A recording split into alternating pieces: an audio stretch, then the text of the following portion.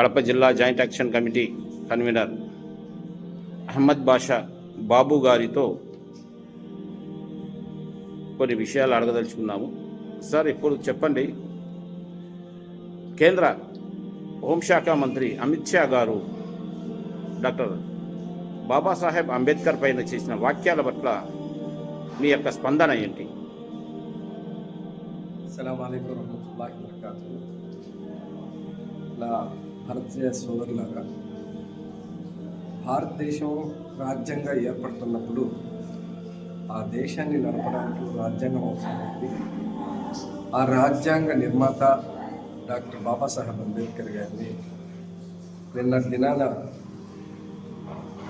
జాతీయ హోంశాఖ మంత్రి అమిత్ షా నిండు కొలువులో పార్లమెంట్ భవనంలో ఎక్కడైతే ఏ రాజ్యాంగంపై ప్రమాణం చేసి తాను ఎంపీగా తర్వాత మంత్రిగా ప్రమాణ స్వీకారం చేశాడో ఆ రాజ్యాంగాన్ని గౌరవించాల్సింది, ఆ రాజ్యాంగాన్ని తయారు చేసిన వ్యక్తి పట్ల విధేయత కలిగి ఉండడాన్ని మాని ఆయన పేర్లు తీసుకొని హేళనాపూర్వకంగా మాట్లాడటం చాలా బాధాకరం.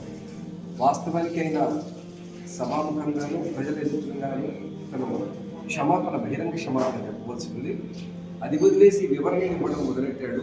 అంటే మీరు గమనించవలసింది ఏంటంటే, భారత రాజ్యాంగానికి ముందుగా భారతదేశ స్వాతంత్రం రాకముందు రెండు వర్గాలకు రెండు ఆలోచనలు ఉంది.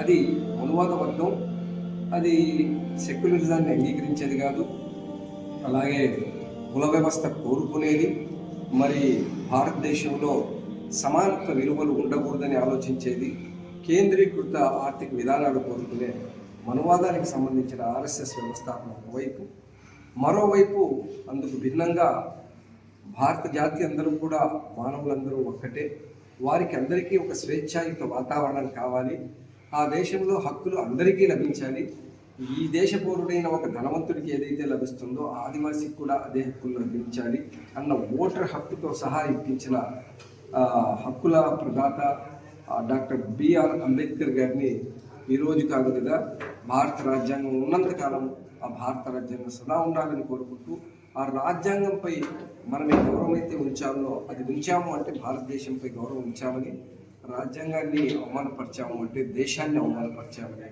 మరి ఎటువంటి ఆలోచన లేకుండా మనువాదానికి అలవాటు పడ్డ మనువాద దాసులైన అమిత్ షా అహంకారంతో మాట్లాడిన మాటలు అందరూ ఖండించవలసి ఉంది. వీలైతే దానికి వ్యతిరేకంగా భారత జాతి గలం విప్పాల్సి ఉందని కోరుకుంటూ నాకు ఈ అవకాశం ఇచ్చిన టీవీ 786 వారికి కృతజ్ఞతలు తెలుపుతున్నాను. అస్సలాము అలైకుం.